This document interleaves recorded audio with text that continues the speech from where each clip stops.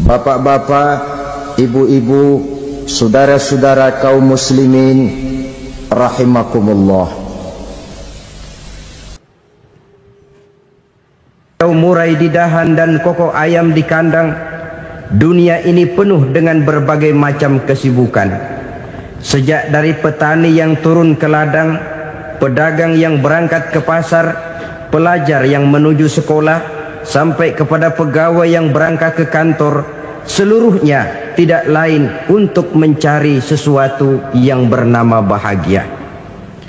Setiap orang menginginkan kebahagiaan, dan tidak seorang pun menginginkan kesengsaraan dalam kehidupan ini. Namun nyatanya tidak setiap orang yang ingin bahagia mengetahui jalan yang harus ditempuhnya untuk sampai kepada kebahagiaan itu. Maka pada kesempatan pertemuan kali ini, saya ingin menyampaikan sebuah hadis dari junjungan kita baginda Nabi besar Muhammad sallallahu alaihi wasallam yang termuat dalam kitab Mukhtarul Ahadis An-Nabawiyah, di mana beliau bersabda, arba'un min sa'adatil mar'i. Ada 4 perkara yang merupakan tanda dari orang bahagia. Saya mau tanya, di antara saudara-saudara yang hadir di sini, apa ada yang kepengen jadi orang sengsara? Seluruhnya tentu ingin mendapatkan kebahagiaan. Maka menurut resep dari Nabi kita, tanda orang bahagia itu 4. Jadi kalau saudara ingin bahagia, harus mempunyai 4 perkara ini. Yang pertama, orang bahagia itu kata Nabi, darun wasi'un. Punya rumah biar bagus asal gede. Enak ngaturnya, daripada sudah punya rumah kecil adanya di pinggir kali, gubuk, kalau hujan bocor, miring lagi, kiamat. Loh, kalau gitu Islam materialis dong.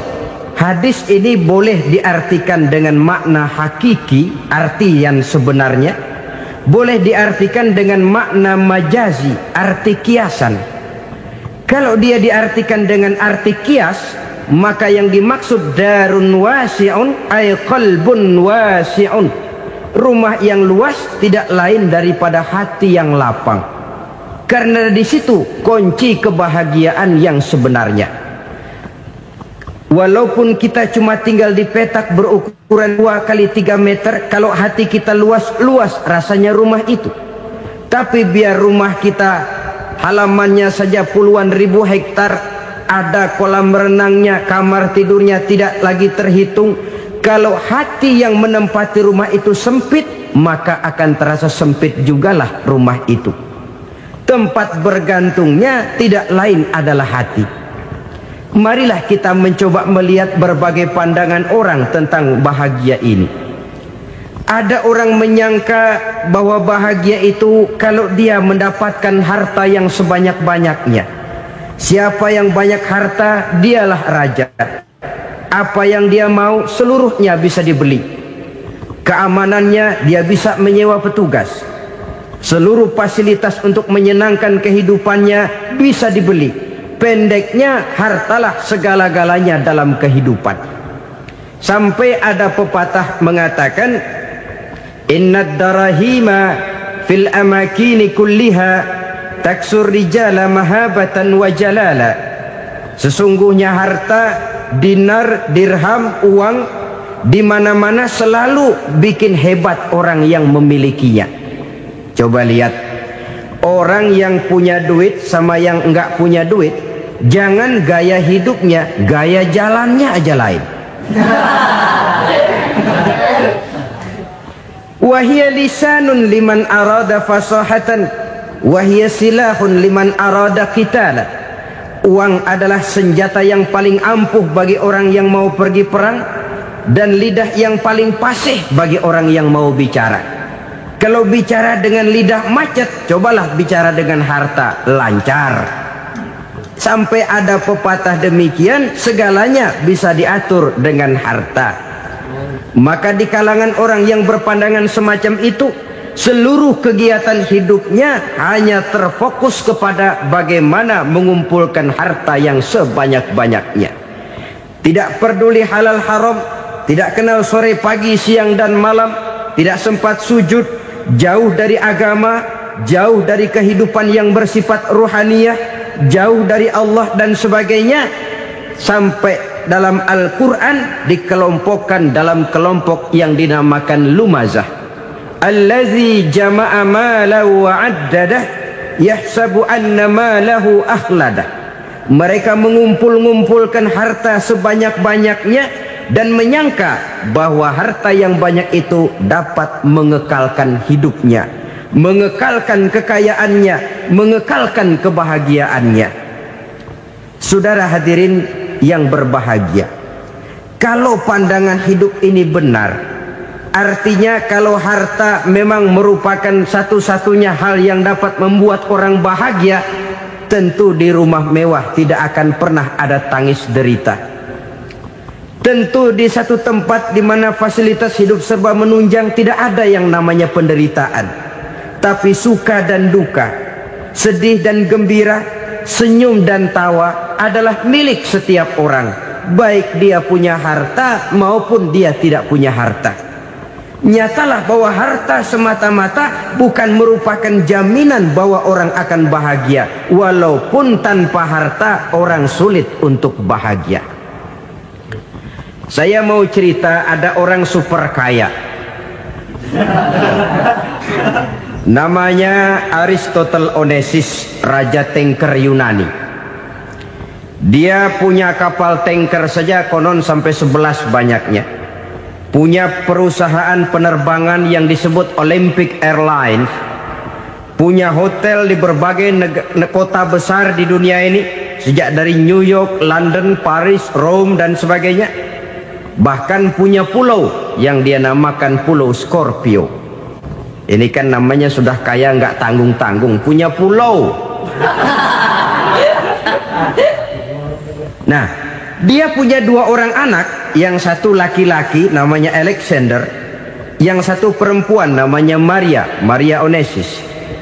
Seluruh harapannya tertumpah kepada anak lakinya Alexander ini, yang akan meneruskan usahanya, meneruskan kekayaannya, meneruskan dinastinya.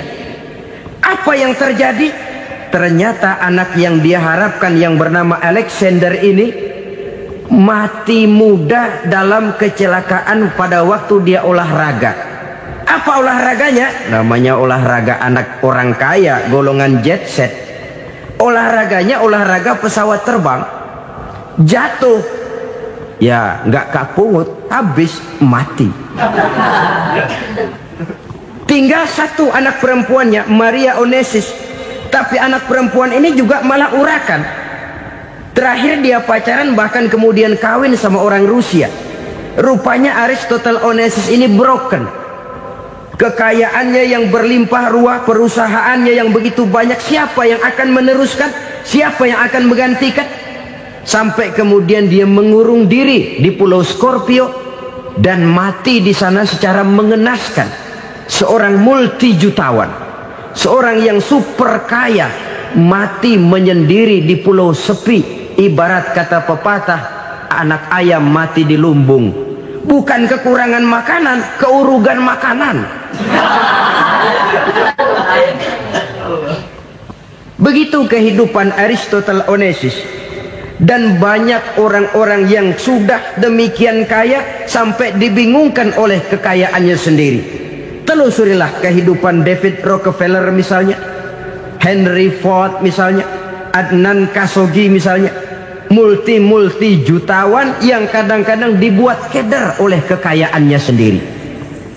Pantas ketika Imam Ali ditawarkan orang, "Ya Ali, kalau kepadamu disuruh pilih ilmu atau harta, kau pilih mana?" Ya jelas pilih ilmu dong. Kenapa? Pertama, ilmu kalau kita berikan kepada orang lain tambah. Tapi harta kalau kita berikan kepada orang lain kurang. Saudara punya uang 10.000, dibagi orang 5.000, jelas uang saudara berkurang. Tapi saudara punya ilmu diberikan kepada orang lain bisa, saudara pun makin mantap. Tidak lantas jadi bodoh karena ngajarin orang. Saudara bisa Fatihah lalu mengajarkan orang Fatihah. Orang bisa, saudara pun makin hafal. Tidak lantas setelah diajarin orang ilmunya hilang. Begitu datang dia minta orang, tolong ajarin saya Fatihah, udah habis, nggak ada.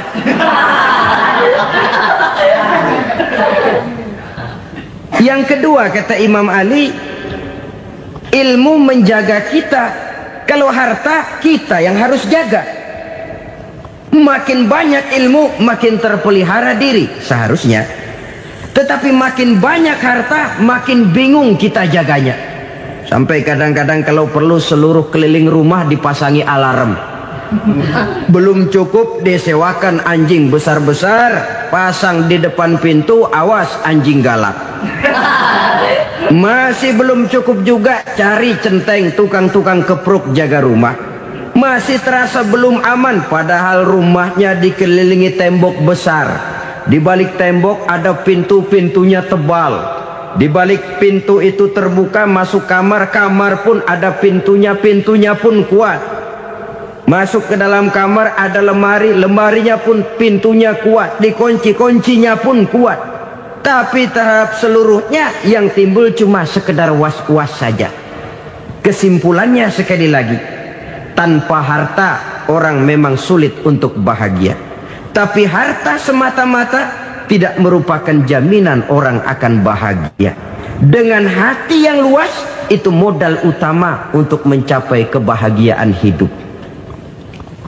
Orang yang hatinya luas, saudara-saudara, punya hati yang lapang, melihat kenyataan hidup ini, dia bersyukur senantiasa kepada Allah. Lantas tidak timbul hasud dan iri hatinya. Oleh karena itu jiwanya selalu lapang.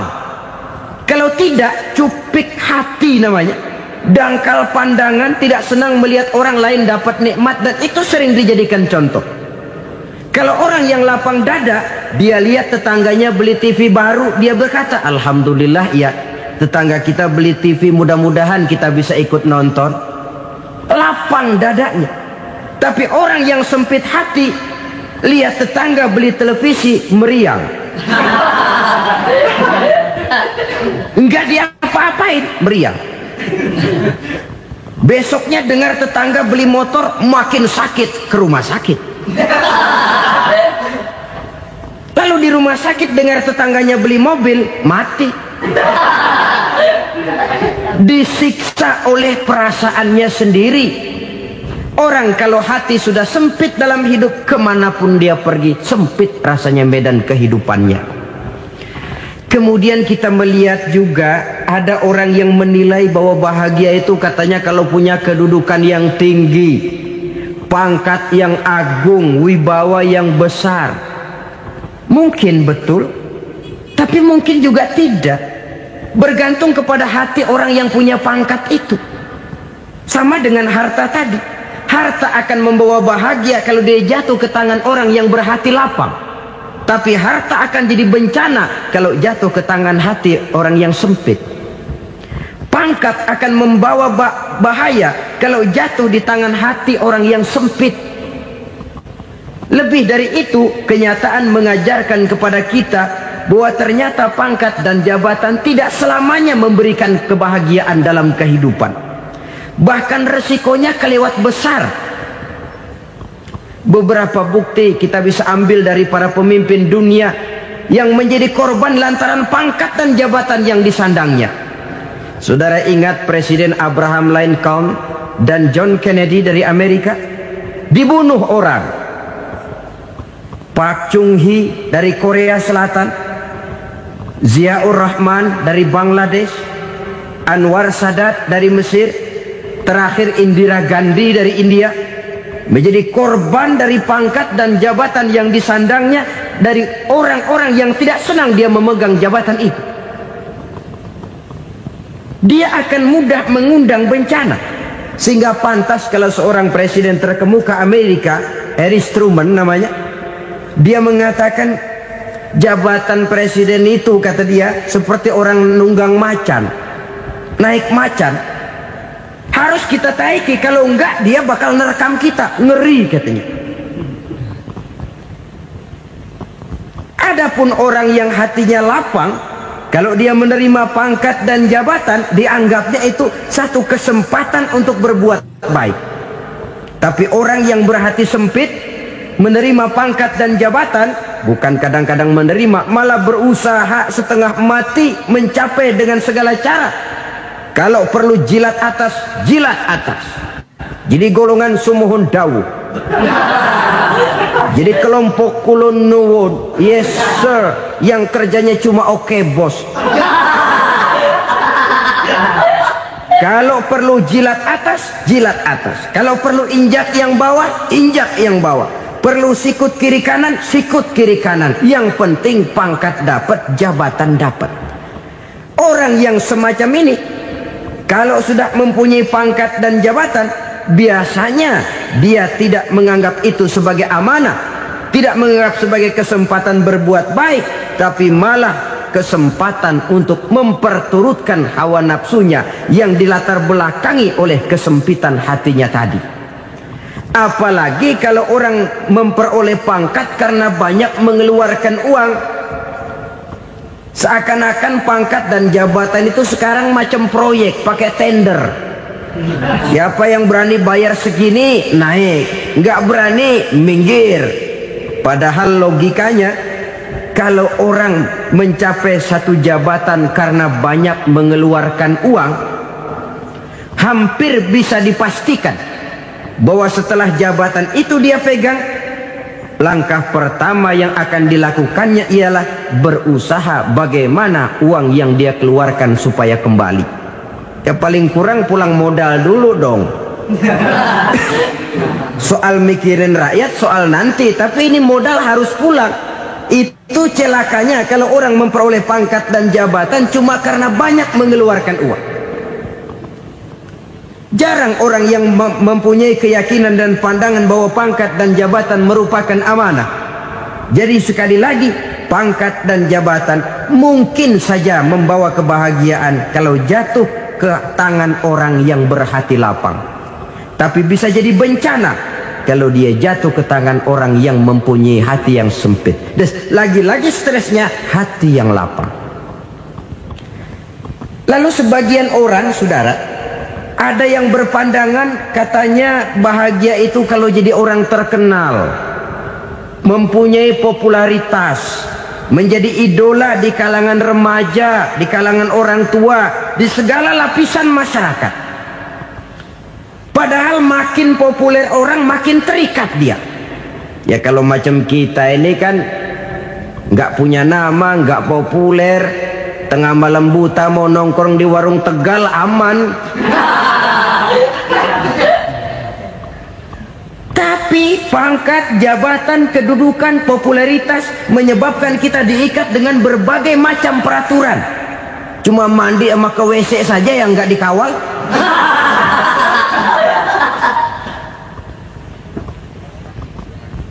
Benarkah popularitas, ketenaran membawa kebahagiaan? Mungkin ya, tapi mungkin juga tidak. Kenapa? Banyak orang-orang populer yang mengakhiri hidupnya secara tragis. Kita ambil beberapa nama. Di Amerika tahun 60-an ada bintang seksi paling terkenal yang dijuluki sex bomb, bom seks. Sampai sekarang jadi legenda, namanya Marilyn Monroe. Singkatan doublenya itu inisialnya MM, Marilyn Monroe. Terkenal, top, sampai dia mati tahun 62, namanya sekarang masih saja dibicarakan orang. Kenapa dia bunuh diri? Tidak punya hartakah dia? Banyak. Kurang populerkah dia? Seluruh dunia mengenalnya. Sejak rakyat kecil sampai pejabat tinggi dia punya hubungan. Kenapa? Jenuh. Dia terlahir dalam keadaan yatim. Setelah itu tidak lama dia berangkat remaja, ibunya meninggal, pindah dari wanita asuh ke wanita asuh sampai 12 orang ibu angkatnya. Dan kekecewaan yang paling parah, setiap laki-laki yang dekat dengannya hanya seperti kapal berlabuh, datang dan pergi silih berganti. Padahal dia merindukan seseorang yang bisa melindungi hidupnya. Dia rindukan itu dan dia tidak pernah menemukan. Itu yang akhirnya menyebabkan dia minum pil tidur kelewat dosis, minum obat tidur kebanyakan, ya tidur terus sampai sekarang.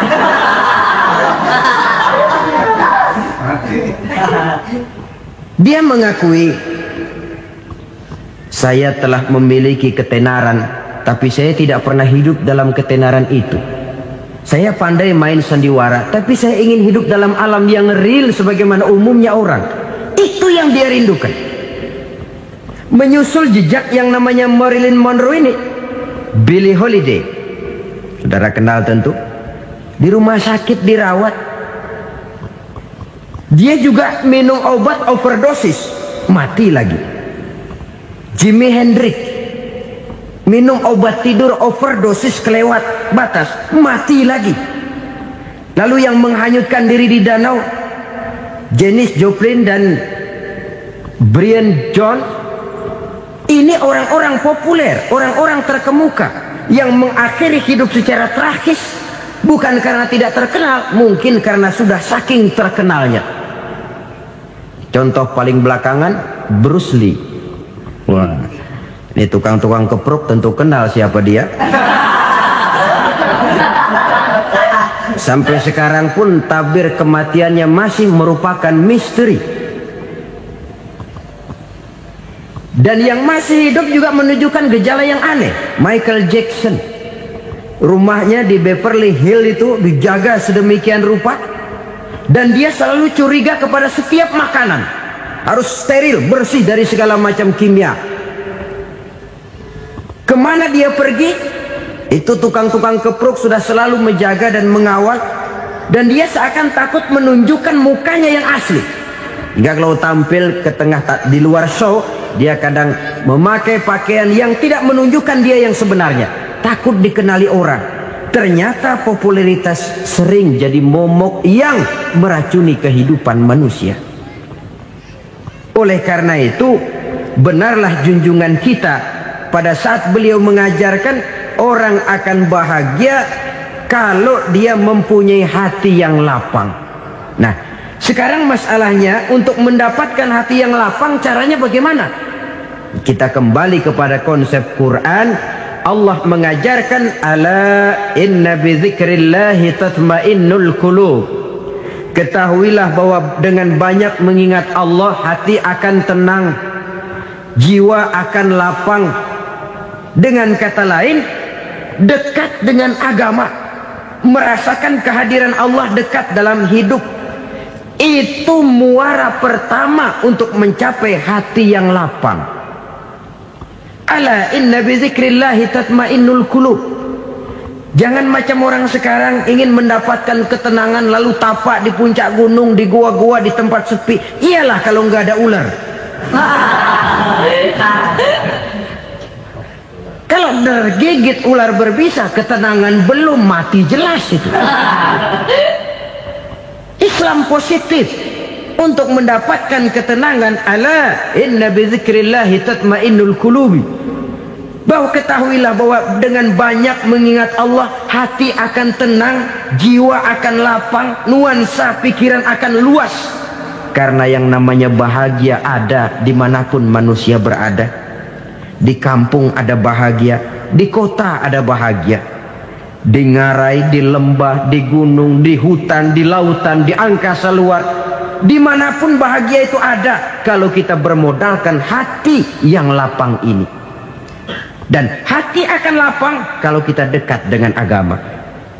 Dekat dengan harta buat sementara hati mungkin tenang, tapi ketenangan yang relatif dan temporer. Apalagi orang tiap kali tambah harta, tiap kali tambah rencana. Itu wajar. Mungkin sebelumnya saudara berpikir, kalau punya duit 5.000 enak nih. Begitu punya duit 5.000, aduh sayang kalau 10.000 aja. Tiap kali tambah harta, tiap kali lain rencana. Makin banyak rencana, makin menjauhkan kita dari yang namanya ketenangan. Padahal ketenangan merupakan unsur utama untuk mencapai bahagia. Dan ketenangan itu bermuara dalam hati manusia. Tengoklah kehidupan ini. Orang yang banyak harta dengan orang miskin, berbedakah rasa sakit yang mereka tanggungkan? Rasanya tidak. Walaupun si kaya tidur di kasur empuk berselimutkan sutra mahal, sementara si miskin meringkuk di balai bambu yang keras dan kasar. Apabila maut datang, dia juga tidak pernah pilih bulu. Maut datang menjemput si kaya di singgasana keemasannya, dikelilingi oleh para pengasuh, dayang dan inang serta para pengawal. Dan maut pun datang menjemput si miskin papa, sehingga ia tergelepar di tepian jalan. Kedua-duanya bernama mati. Kalau nyata bahwa sakit yang ditanggung si kaya tidak beda dengan sakit yang ditanggung si miskin, bukan harta semata yang membuat orang bahagia. Hati yang tenang, jiwa yang lapang penuh kedamaian, karena banyak berzikir dan mengingat Allah, itu merupakan modal utama untuk mencapai sesuatu yang bernama bahagia.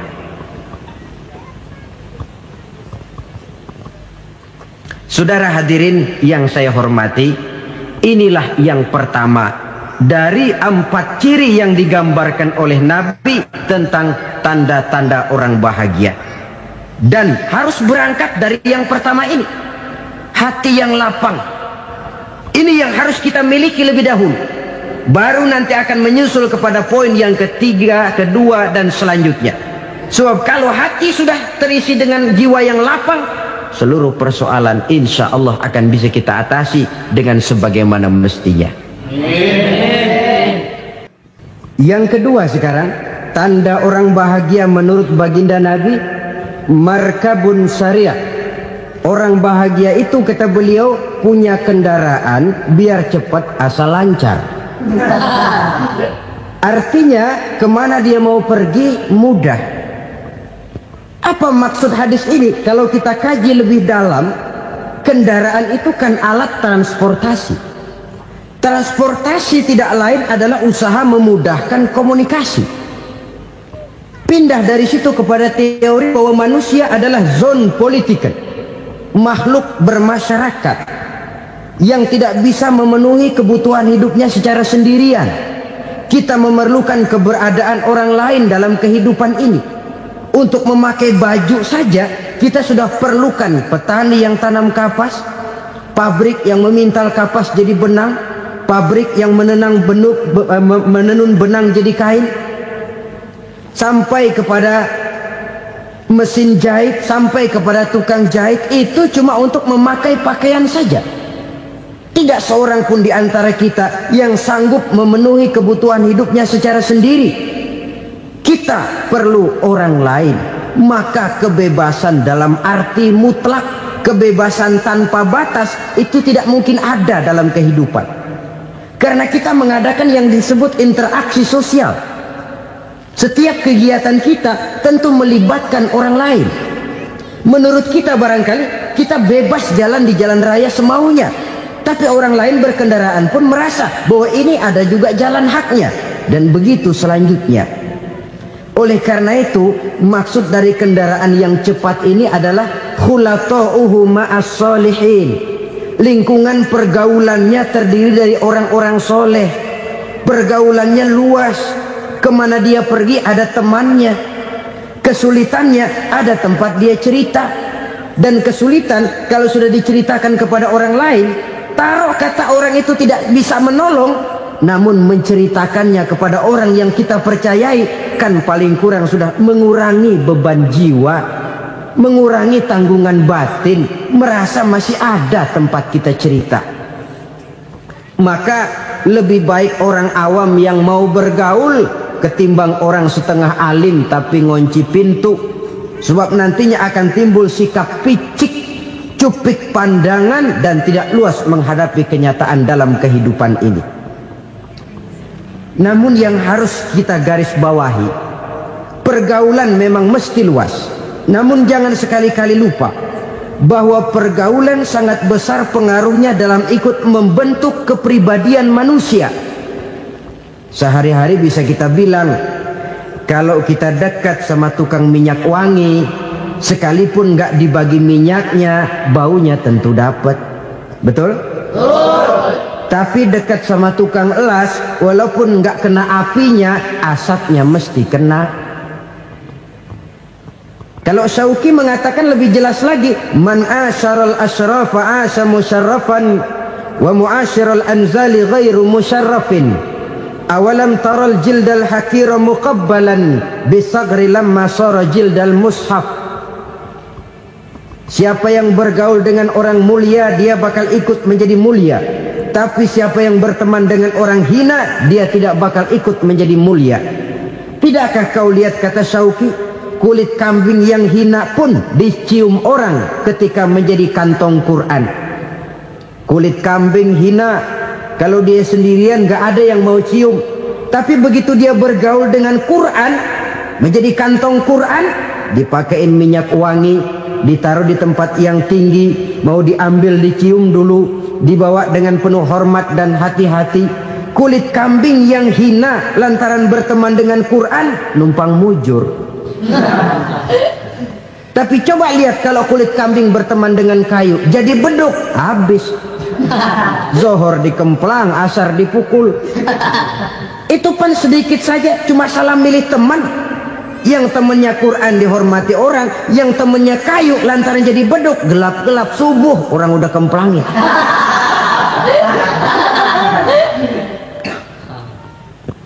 Maka terutama kepada adik-adik remaja yang masih mencari identitas diri, yang ibarat kaset masih kaset kosong, mudah diisi oleh apapun, pandai-pandailah memilih teman dalam bergaul. Karena banyak orang yang tadinya baik-baik, ketika terseret dalam pergaulan dengan orang yang tidak baik, kebaikannya menjadi lentur dan luntur. Tapi berapa banyak bajingan-bajingan tengik, orang-orang yang berlumur noda dan dosa, tiap hari melakukan maksiat, namun bergaul dengan orang yang baik-baik, pada akhirnya sedikit demi sedikit beringsut dan berangsur dia terbiasa mengikuti kebaikan-kebaikan. Saya tekankan ini kepada remaja karena mereka masih mencari identitas diri. Apa yang mereka lihat mereka mau, apa yang mereka dengar mereka ingin tahu. Coba lihat kehidupan remaja. Pulang nonton film Rambo, pengen jadi Rambo, gagah, maunya belekai melulu. Pulang nonton film Superman, pengen bisa terbang. Pulang nonton India, nyanyi melulu. Wajar, mereka masih mencari identitas diri. Saya ini sebenarnya siapa?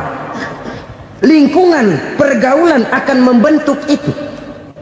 Karena itu pandai-pandailah bergaul, karena ia sangat besar pengaruhnya dalam ikut membentuk kepribadian manusia. Apalagi sifat yang jelek lebih cepat menularnya ketimbang sifat yang baik. Sifat yang baik, watak yang soleh itu lambat sekali untuk menular. Tapi yang tidak baik, kan prosesnya mah kalau remaja biasanya mula-mula dengar. Karena dengar lalu pengen tahu. Karena pengen tahu lalu ngeliatin. Begitu ngeliatin kan pengen nyobain. Setelah nyobain ketagihan. Nah, ini prosesnya. Yang namanya ganja, morfin, narkotik, awalnya kan begitu. Mula-mula dengar, katanya kalau sudah fly to the sky, sudah melayang ke langit, katanya disitulah puncak kebahagiaan. Mulanya cuma dengar. Karena dengar pengen tahu. Karena pengen tahu lalu ngeliat, kumpul sama orang yang suka ngeganja. Setelah ngeliat, lah pengen ngerasain. Begitu ngerasain enak juga, ketagihan. Kalau sudah ketagihan jadi penyakit kronis, bisa merembet kepada yang lain. Iya, kalau orang tuanya mampu untuk beli morfin, beli ganja. Kalau tidak kan pikirannya ngayap, jemuran siapa ya gue sabet. Timbullah perbuatan-perbuatan negatif yang bermula dari salah pergaulan. Apalagi buat adik-adik remaja yang tinggal di kota-kota besar, yang pengaruh budaya, pengaruh kesenian, pengaruh struktur kehidupan yang nampak makin individualistis, di mana persaingan tajam, tensi ekonomi tinggi, orang mudah mengalami stres. Pandai-pandailah dalam bergaul, sekali lagi, karena ia sangat besar pengaruhnya dalam ikut membentuk kepribadian manusia. Orang bahagia punya kendaraan yang cepat, artinya punya pergaulan yang luas, dan lingkungan pergaulannya terdiri dari orang-orang yang soleh. Kemana dia pergi ada teman, kesulitannya ada tempat dia cerita. Tapi kalau sudah menyendiri, hidup sendiri, kesulitan dipikiri sendiri, bisa mati belum waktunya. Tidak ada tempat berbagi rasa, tidak ada tempat bercerita, tidak ada tempat mengurangi beban dalam kehidupan. Pantas betul kalau Islam sangat menggalakkan dan menganjurkan orang kalau sudah sampai waktunya itu untuk melangsungkan nikah. Kata Nabi, ya ma'syaras syabab man istata'a minkumul ba'at falyatazawwaj. Hai para pemuda, kalau sudah mampu memberi nafkah, kawinlah, nikahlah kamu. Kenapa? Sudah ada teman hidup, tempat berbagi rasa. Kesulitan kalau ada tempat cerita akan lebih ringan ketimbang kita telan sendiri, walaupun bobot kesulitannya sama beratnya. Saudara-saudara kaum muslimin rahimakumullah, inilah ciri yang kedua, punya kendaraan biar cepat asal lancar. Kemana kita mau pergi gampang. Dengan kata lain, setelah hati yang luas, pergaulan yang luas. Dua. Yang ketiga sekarang, tanda orang bahagia itu menurut Nabi, misbahun mudhi'un, punya lampu yang terang.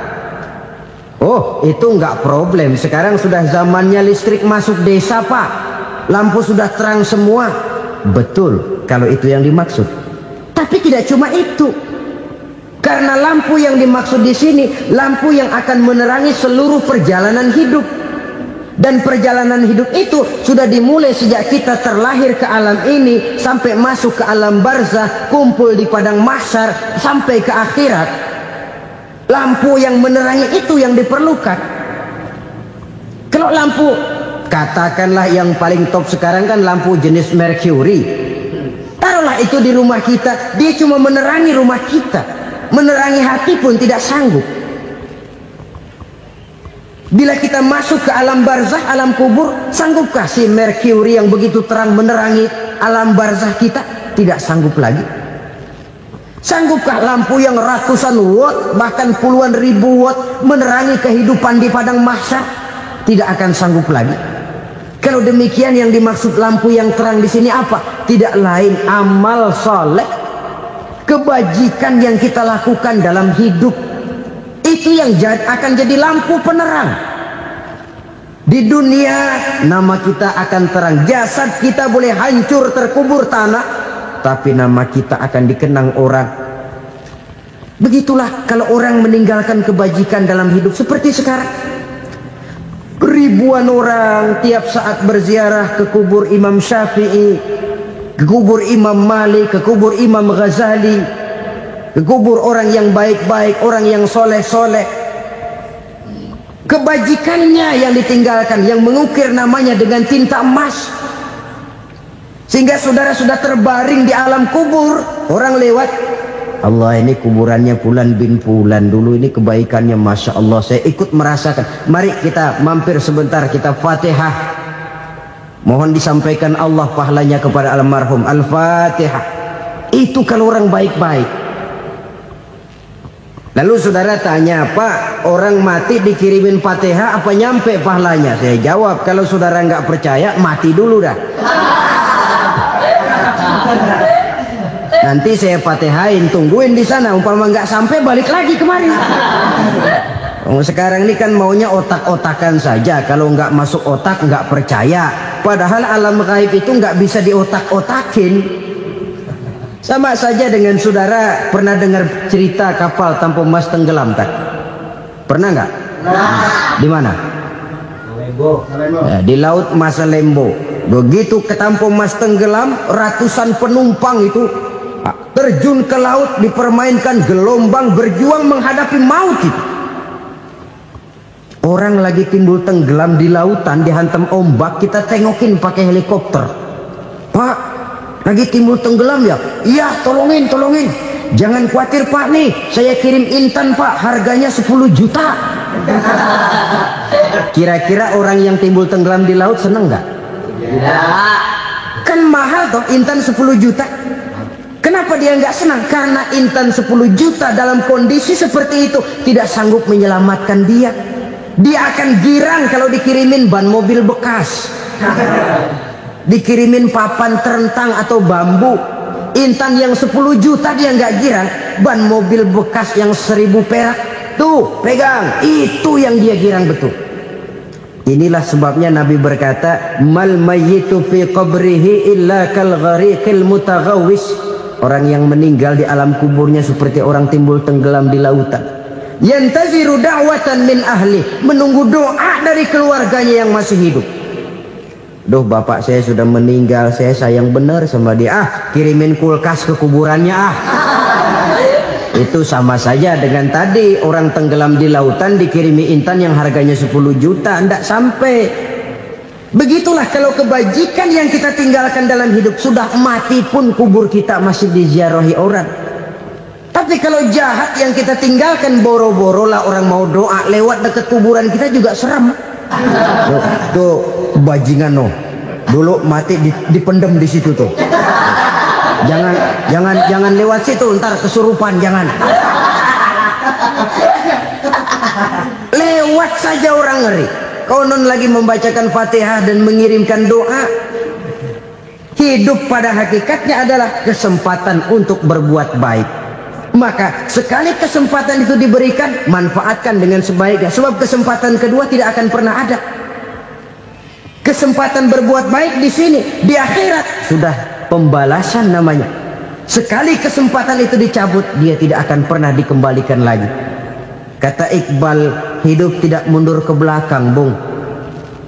Berhenti diinjak orang, mundur hancur. Tidak ada kata mundur dalam hidup ini. Berhenti diinjak orang, mundur kecebur. Tidak ada kata lain. Harus maju dalam kehidupan, dalam artian yang positif. Hidup adalah kesempatan untuk mengumpulkan kebajikan yang sebanyak-banyaknya. Di situ nilai daripada manusia.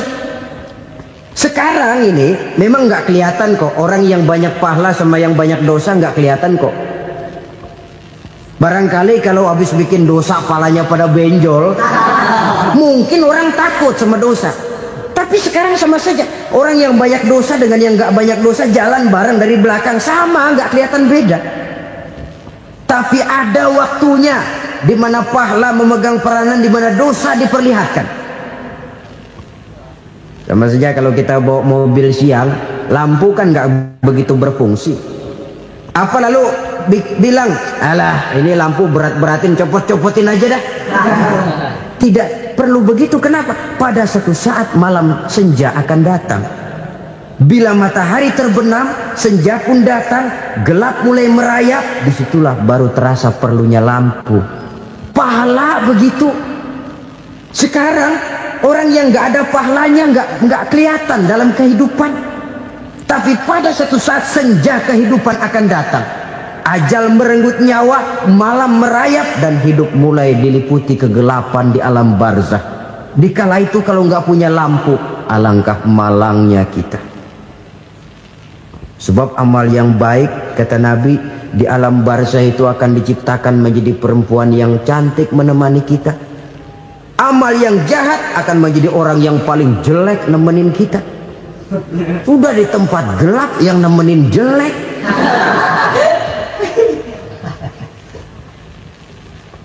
Kaum muslimin rahimakumullah. Kalau demikian masalahnya, tergantunglah kita pandai memanfaatkan waktu. Al-waktu kasayf, waktu itu cepat sekali. Yang namanya waktu itu tahu-tahu. Tahu-tahu udah tahun 87. Tahu-tahu udah begitu. Tahu-tahu yang kemarin anak-anak, sekarang gak pada punya anak. Tahu-tahu saja itu. Begitu cepat waktu berlalu. Kalau tidaklah pandai kita memanfaatkannya, akan rugi kita. Nabi bersabda, "Man kana yaumuhu khairun min amsihi fahuwa rabih." Barang siapa yang hari ini lebih baik daripada hari kemarin, itu orang untung. Hari ini lebih baik daripada kemarin. Bulan ini lebih baik dari bulan kemarin. Tahun ini lebih baik dari tahun kemarin. Itu orang yang beruntung. Tahun kemarin sembahyangnya maghrib doang, sekarang udah tambah isya. Tahun kemarin cuman Idul Fitri aja ngancem bener, sekarang udah tambah Jumat, lalu tambah lagi maghrib, tambah lagi isya, dan selanjutnya. Hari ini lebih baik daripada kemarin, itu orang yang beruntung. Wa man kana yaumuhu mislu amsihi fahuwa khasir. Lalu barang siapa yang hari ini sama saja dengan hari kemarin, itu orang rugi. Hari ini sama dengan kemarin, rugi itu. Bulan ini begitu, bulan kemarin begitu, tahun ini begitu, tahun lalu juga begitu.